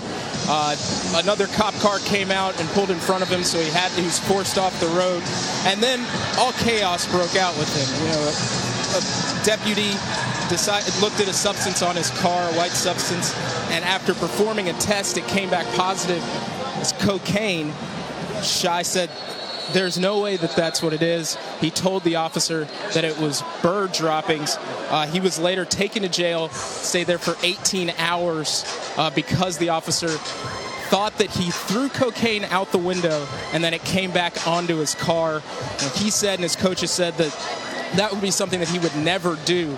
Eventually, the charges were dropped. The speeding ticket wasn't dropped. But this is a kid who we talked to the other day, couldn't have handled that situation any better. Sitting in there and watching him getting emotional, kind of choking up as he was talking about being in jail, being handcuffed, what he was going to tell his teammates, what he was going to tell his coaches, what he was going to tell his family. You could tell that he really took it to heart. It should be noted that the Saluda County Sheriff's Office has not issued an apology to Werts or his family. He declined to comment on if they were going to press charges against the police department, but really a very, very traumatic situation for him. Not wanting to be pulled over as a black man, saying, look, I've seen what's happened in this world. I wanted to be somewhere where people could see me. And he's come out of it really a better person. I think the maturity that you mentioned there, Edward, of Shai Werts, understanding where he was at, his environment, and I'm not so sure that anybody else would have handled that situation as calmly as Shai Werts. Here's a guy, I met him for the first time, like you mentioned last night, and to hear him talk about it, he's still visibly shaken by what happened, but at the same time, he feels that now his opportunity to play football again, which he thought, like he spent that 18 hours in jail, what may be taken away from him. He has a greater respect for not only the football game, but about life. It's a situation, I think, that has brought that Georgia Southern team together. He only missed a couple days of practice, but was able to come back after passing a drug test. And just talking to their athletic director and Coach Lunsford a little bit earlier today, there's no way that they felt that that quarterback did in which they was charged for or tried to be charged for just to me, an understanding of being raised right, but also moving forward and understanding where he's at in his life. And I just give kudos to Shy Wirtz of handling a situation that could have been a lot different had he done something else. Yeah, and the maturity that he showed to say, look, this isn't what you think it is. Obviously, when they performed another test, it came back as negative. And to keep it as cool as he was with us and with his reaction to the police department, he said he wants to use his platform to help people who've been in these situations and could be in these situations who don't have the resources or platform that he does as a Georgia Southern football player. And they're proud to have him leading their team. The score not in their favor tonight, but a guy that they are proud to stand behind as the quarterback of this team, who unfortunately had his night come to an end early after LSU linebacker Kaylavon Chason came down hard on him earlier in the game, injuring his right arm. I think also what was interesting, just talking with Shy Wirtz, it's also what he's doing off the field. And Georgia Southern having a coach that's able to have the mental health awareness in which a lot of teams need to start looking at now. Because when you have guys who just play football, there's still things that they have to take care of off the field. And Shy Wirtz was just saying how proactive that Georgia Southern has been having a mental health coach on staff for them to be able to talk things out, whether it's about football or the classroom or just life in general. Yeah, they've got a mental skills trainer who they work with, Dr. Brandon Harris, who is a professor at the university, also a certified mental performance consultant. And Shy says he's helped him with his breathing, just to slow down his heart rate, with how he approaches things. Because he said when he steps into this stadium, you got 102,000 people. This is one of the top 10 largest venues in the sport. But after the first play, he'd be good to go. Shy Wirtz out today, and Georgia Southern down 52-3 here in the third. Justin Ellis, the redshirt sophomore who returns home here to Georgia Southern, native of Georgia, transfer from Syracuse, is the injured player for the Eagles. Here with 2nd and 8 upcoming and 3:20 to go in the third quarter.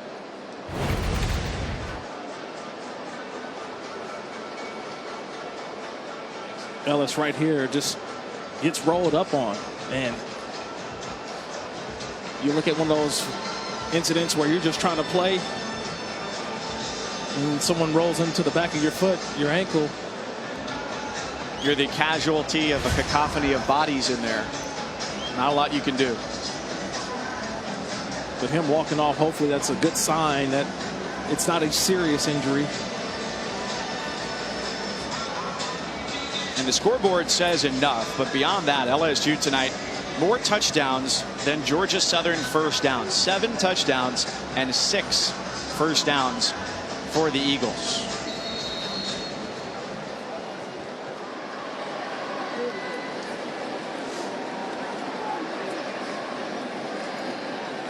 Miles Brennan came in after one drive in the second half for Joe Burrow, starting quarterback for LSU tonight. 23 for 27. 278 yards, 5 touchdowns through the air.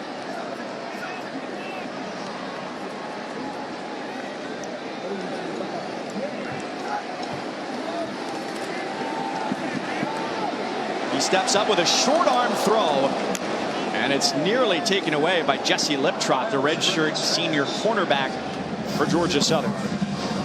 Outstanding play by Liptrot, just being able to understand space, where he's at, looking at the quarterback and getting ahead. If he doesn't make that play, that's a big gain on first down for LSU.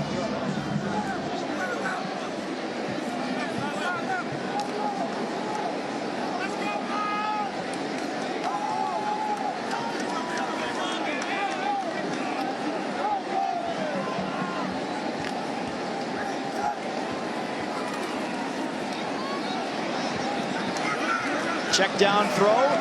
The freshman running back Tyrion Davis-Price.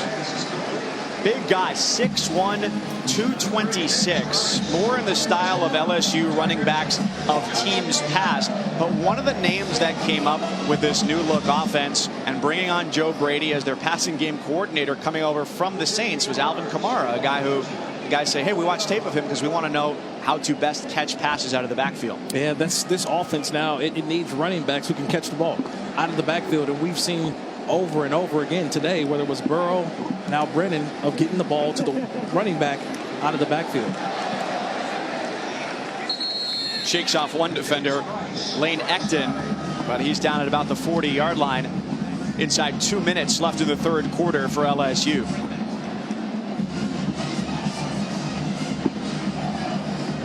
We've seen some swaps around the offensive line. Dare Rosenthal has been there at left tackle a good deal. Badara Traore got the start there. And there's a question, I think, too, after this game as to what's the story at left tackle with Adrian McGee, Chasen Hines. That spot up in the air coming into this game.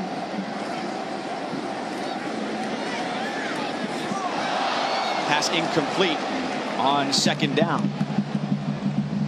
So last year, the offensive line in 13 games had 7 starting combinations. You got Hines there, 57 at left guard. They were last in the SEC, allowed 35 sacks. For the offense to continue to improve by leaps and bounds as they'd like it to, they need consistency there this year. And if you don't throw the ball, you have to have at least guys who play consistent starts. We're talking about 5, 6, 7, 8 starts in a row to really get this offense in tune. Because right now, like you mentioned, no Sadiq Charles today. Maybe saving him next week for Texas. Incomplete again on 3rd and 10. A little bit of miscommunication there between Brennan and Jontre Kirkland, who they used this week as the scout team quarterback to run the triple option in practice against the starting defense. Kirkland played quarterback in high school as well at Lutcher High School. And Dave Aranda said he was a great quarterback for the scout team. So Zach Von Rosenberg on to kick again.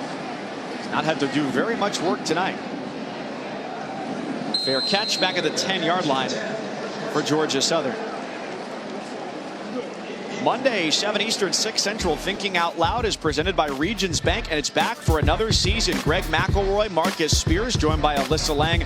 They'll talk football and want your participation via social media throughout the show right here on the SEC Network and the ESPN app.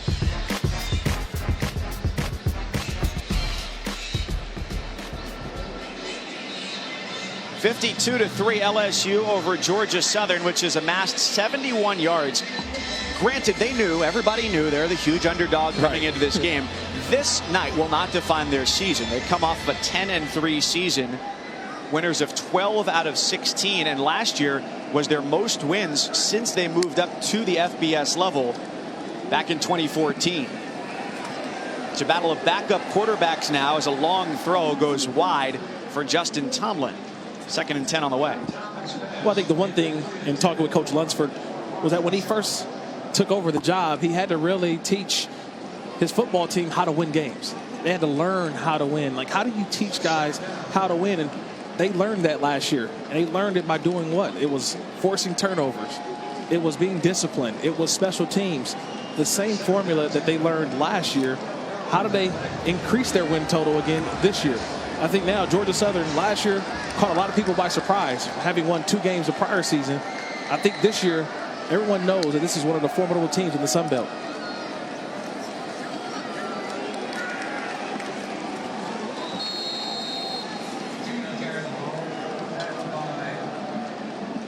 J.D. King sent backward. That was a massive turnaround. This is just the 2nd full year for Chad Lunsford, the 42-year-old native of Georgia, as they went +8. And they became just the 4th FBS team to go from double-digit losses to double-digit wins in 1 year. And it's all happened in recent history. Fresno, Air Force, and Miami of Ohio. And it's winning the turnover battle, too. +22 last year for them in terms of getting the ball 22 more times in their opposing teams. But I love the quote that he said, Eagles don't beat Eagles. Don't beat up on the Eagles. Meaning that we can't have penalties on ourselves. Ed Ogeron just came sprinting down the sideline to get the timeout, and it gives us the opportunity to go to Daria in the studio. Be back to you guys.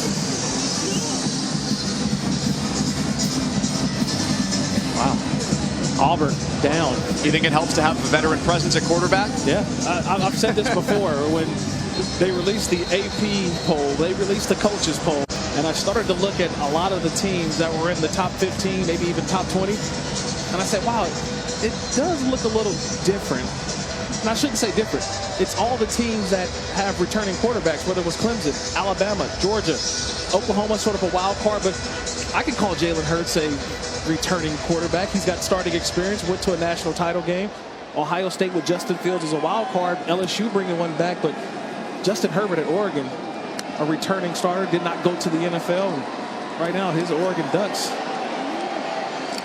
trying to help out and carry the torch for the Pac-12 right now. This is a big game for Oregon going up against Auburn, another SEC opponent. And the only matchup of the opening weekend of two top 25 teams squaring off against one another. That's the end of the third quarter. 52-3 at the end of the third. LSU, Coach O, happy with what they see.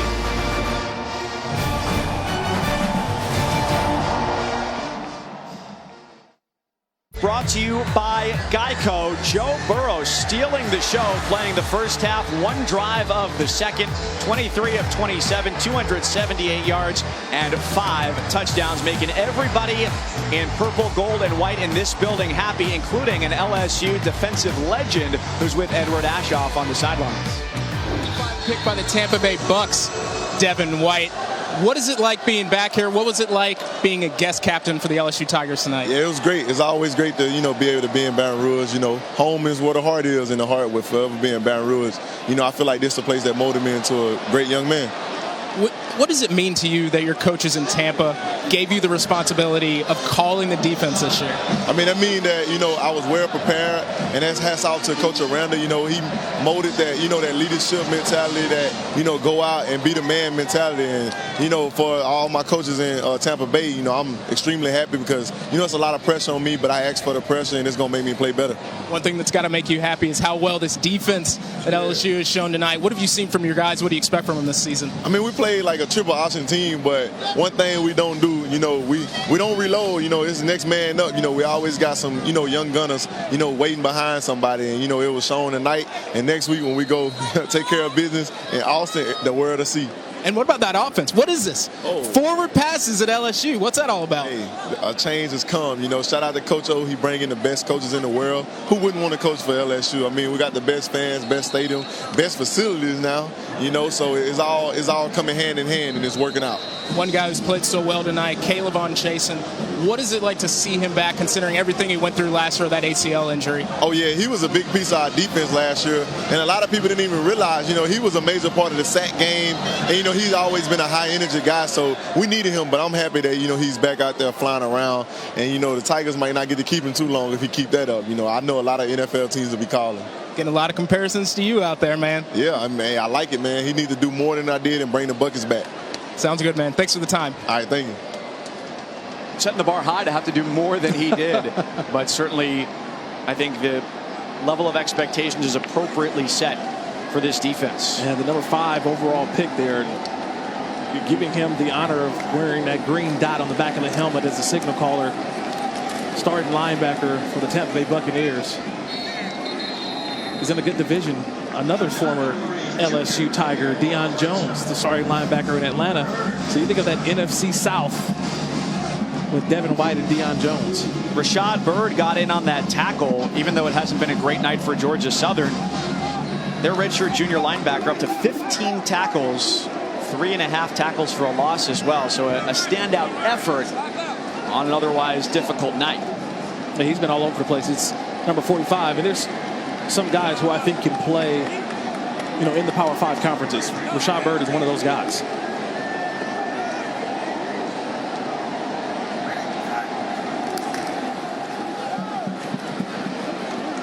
Third and 2. It's enough for the first down for John Emery, the number 1 running back in the freshman class coming into college this year. And right now, you're going to see these young running backs, these couple true freshmen, Tyrion Davis-Price, John Emery. For them, it's just about holding on to the football. It's getting those carries in college and feeling that pressure, feeling what it feels like. It's a little bit different than high school. Guys are going to swipe away, try to take away that football. And watching Emory so far, he's kind of holding out just a little bit. Got to make sure that ball's tight. We call it 3 points of pressure. Make sure you have all those points covered. So you're saying it's kind of proven yourself trustworthy here? You got to trust. Brennan Too-Tall looking for Racy McMath along the sideline, a guy who had just 2 catches last year. Well, we know today possibly they were going to empty out the roster. Basically, everybody was going to play, unload the roster in terms of getting a look at guys who you can trust. Next week, I think we'll see more of a condensed roster going up against Texas in Austin, going on the road. It'll be interesting to see some of these Tigers and what they can do next week on the road. And Burrow went for 278 yards tonight. Last year threw for just under 2,900 yards. And he played 2 quarters and 1 drive.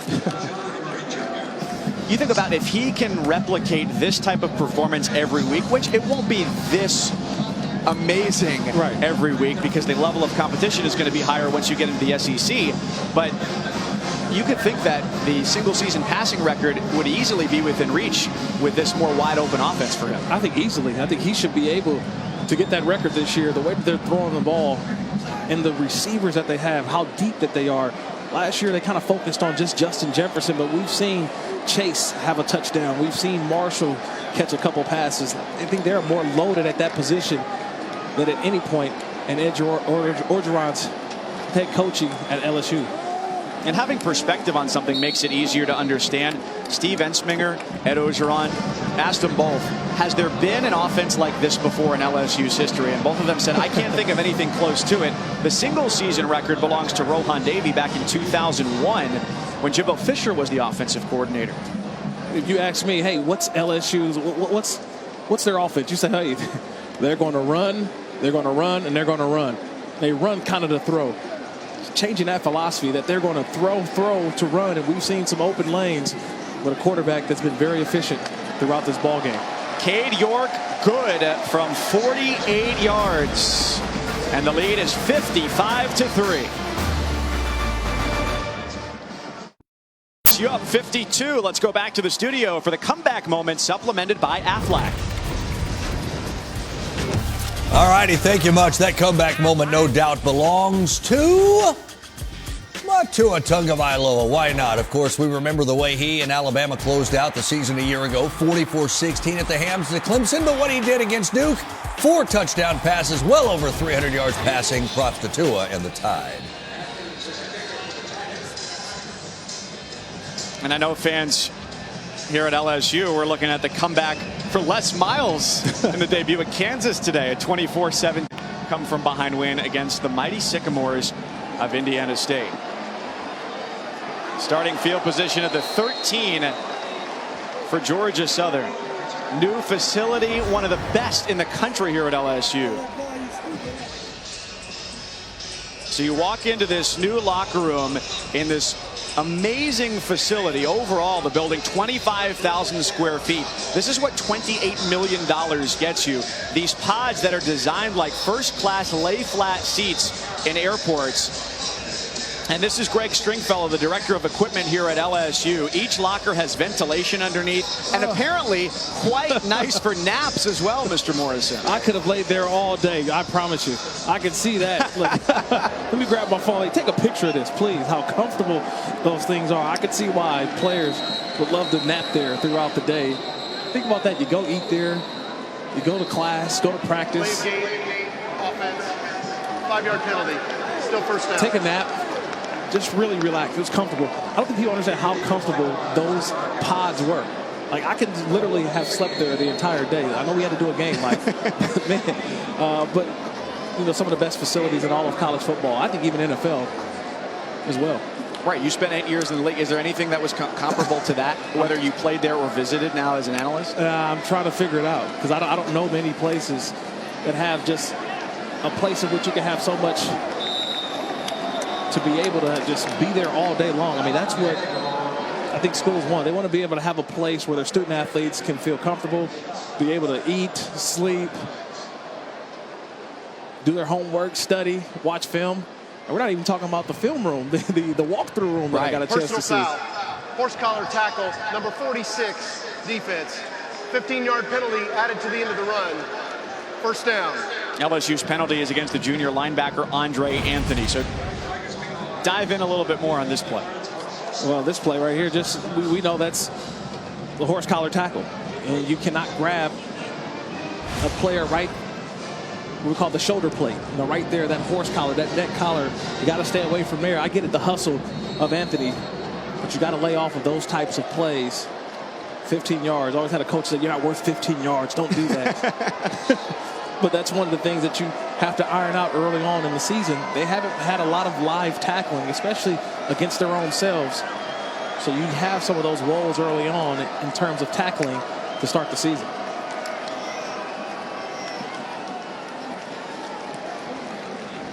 Short run on 1st and 10 after the penalty for J.D. King. So you mentioned in the football facility the walk-through room. We can't show you it. We'll do our best to tell you about it. Well, it's a walk-through room. What'd you say how big it was, Mike? Probably about, I would say about 20 yards in width. The length maybe about almost, say, half a football field. But to be able to have 3 projection screens going and have the sort of the image of the offensive formations being ran and be able to make your checks, being able to adjust things on defense, something that Dave Aranda saw in his visits with the Green Bay Packers and said, you know what, I want a room like that. And that's something that they were able to help out and do in this new rebuilt football operations center at LSU. Catch for Caleb Hood moves the chains for the Eagles here with 9.5 to go, 4th quarter. Their lone score today, a field goal. So they're up to 81 total yards to 443 for the LSU offense that on its first 5 drives yielded 5 touchdowns tonight.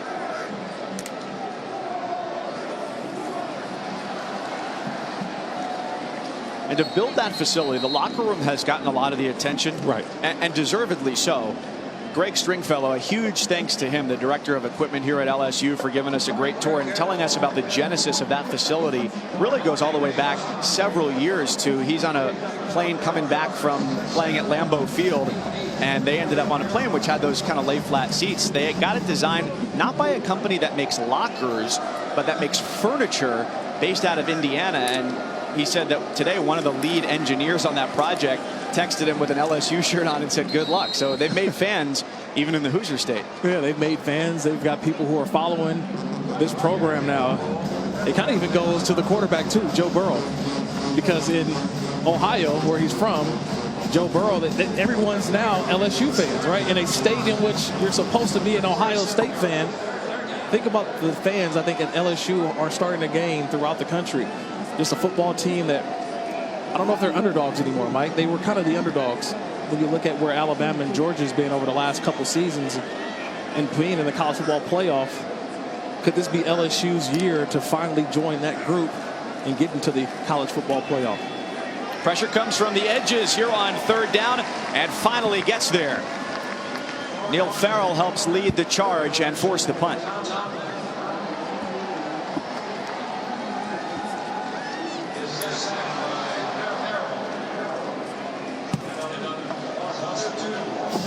Relentless pass rush. Keep going. They're going to keep harping that defensive performance. Next week, a little bit different offense.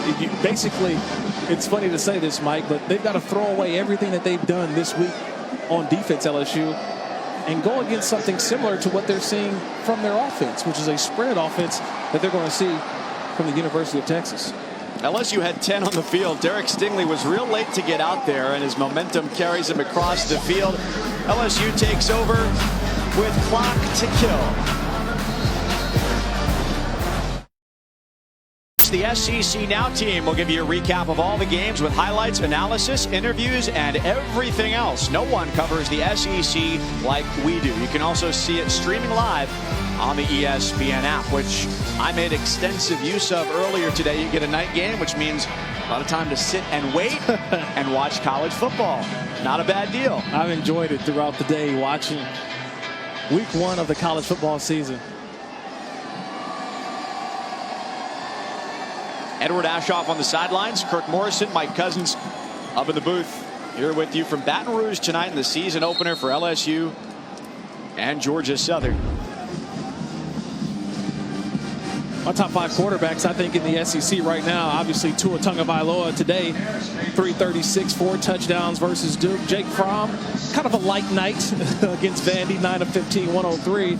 But I think Joe Burrow, I think he's the 3rd best quarterback in the SEC. And you look at what this offense looked like, especially in the first half today, I got to think his numbers are going to go through the roof. And then you think about the other quarterbacks, and for me, I think 4 would be Felipe Franks. You look at Kellen Mond over at Texas A&M, and he had 3 touchdowns the other night on Thursday night. And then, like the honorable mentions, you know, we don't know much about Kelly Bryant, the transfer from Clemson over to Missouri. So it'll be interesting to see these quarterbacks of the SEC. Would you be willing to revise this, say, at the midway point of the season? I think so. I think we want to see them. This is my preliminary list. This is my week 1 list of top 5 quarterbacks, which can easily be shifted and changed. But I think so far, I think Joe Burrow has really established himself as the 3rd best quarterback within the conference. Tua today, 4 touchdowns, 42-3. Yes. As Alabama beats Duke. They last played back in 2010 at Wallace Wade Stadium. And Alabama extends its unranked winning streak to 83 games, continuing to grow their FBS record mark. I'll put Kellen Mond in there. We'll see what he does now. They've just got a bear of a schedule this year at A&M. It's going to be tough. But we know Jimbo Fisher's got to figure it out offensively in terms of they're going to have to outscore a lot of people. And so we know they're going to score points. And what does that do for Kellen Mond in terms of my hierarchy of quarterbacks in the SEC? Now, LSU never faced Georgia Southern before today, so they'll go to 1-0 against them and improve to 33-1 against teams out of the Sun Belt. That only loss back in 2017 against Troy. Neil Brown, the head coach there then, now at West Virginia.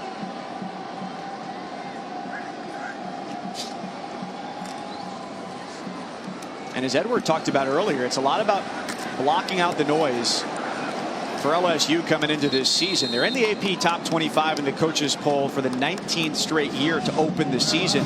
But this is their highest ranking since they opened up at number 5 in 2016, Edward. Yeah, and the one thing that Coach O said about just coaching here and being from Louisiana is how much he appreciates it. He doesn't think about the rankings. He doesn't think about any of the fanfare. He thinks about being a Louisiana boy, the same boy who asked his daddy when he was little why they couldn't go to LSU games, and it was because he said they were for rich people, but one day you'll earn your way into the stadium, and he certainly has. And he says that he looks out on his balcony that overlooks the practice fields every day and says a prayer that he is so grateful for being at LSU. Now let's see what happens this season with the expectations up a little bit. And for so many coaches around the country, it's a chase to just get to the next step on the ladder. Right. Rarely is a dream job truly a dream job. I remember at Syracuse, my alma mater, Doug Marrone was the head coach. He goes to the Buffalo Bills, says it's a dream job, leaves the Bills. Everybody says, well, I thought it was a dream job. I thought Syracuse, your alma mater, was a dream job. But this program has a connection that is deeper than surface level, much deeper for Coach O being here at LSU. He's a Louisiana native. And it's home. It's home for him, and he understands what this program is really all about. And being able to be here once as a player, it also it puts you in a, I think, sort of a situation that it feels different. It hits differently to anybody else who never went to LSU. For him to be here and understand the tradition, the pageantry. He talked about that Tiger Walk, man. He said nothing like that Tiger Walk.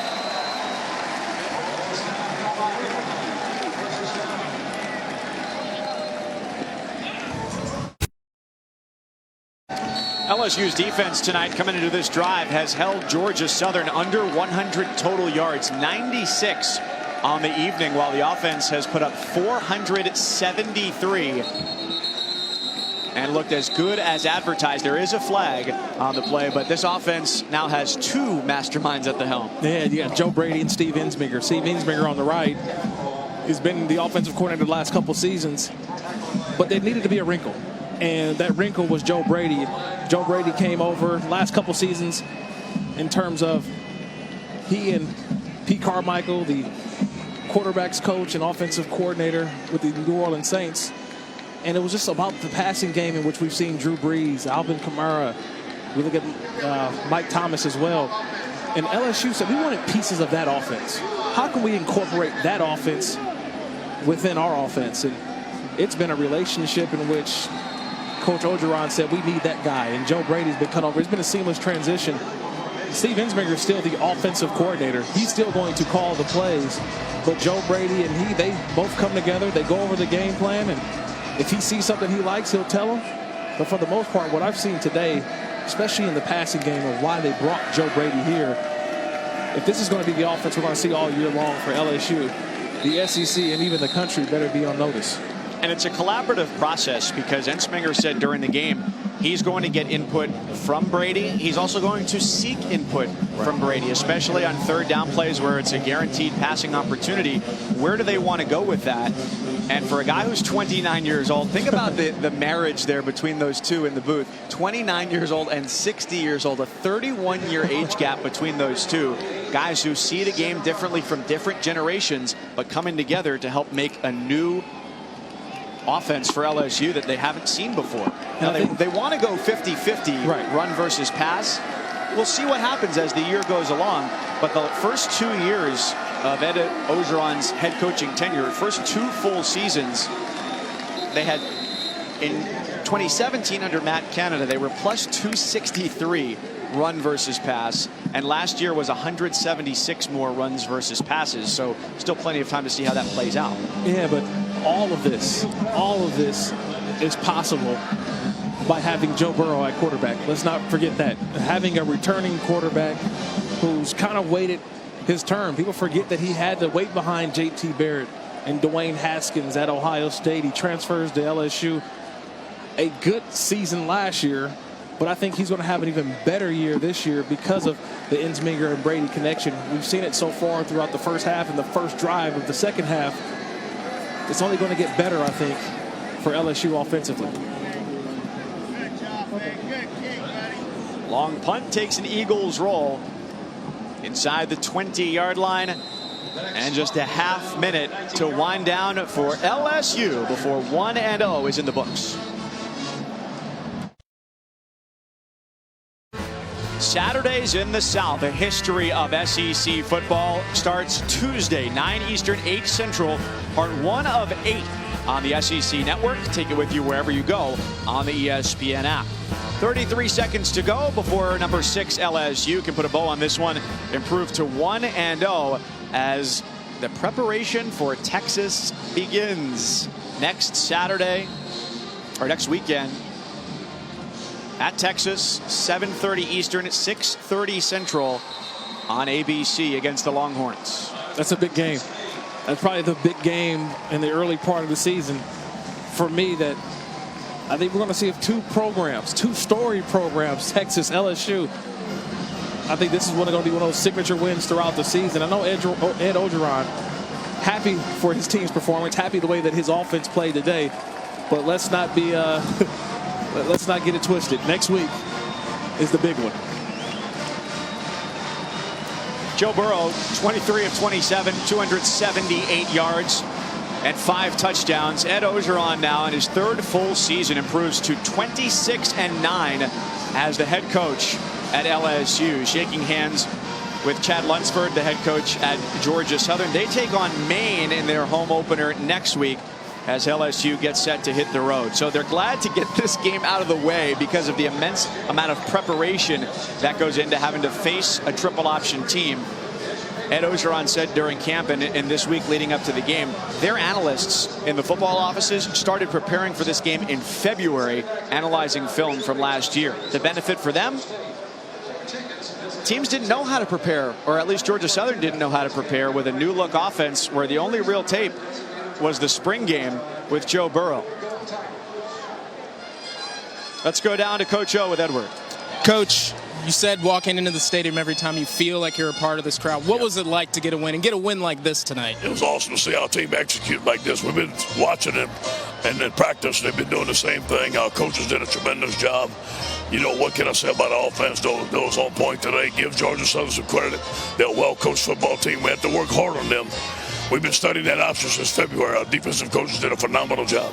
Yeah, with your defense, obviously triple option a little different, but how good was their discipline tonight? That's great. Our discipline was exactly what the coaches wanted. They stayed in the gap. And the thing I'm most pleased with, we tackled well. You know, the first game, you worried about tackling. Our guys did a tremendous job of tackling. Congratulations, Coach. Go Tigers. Thank you, man.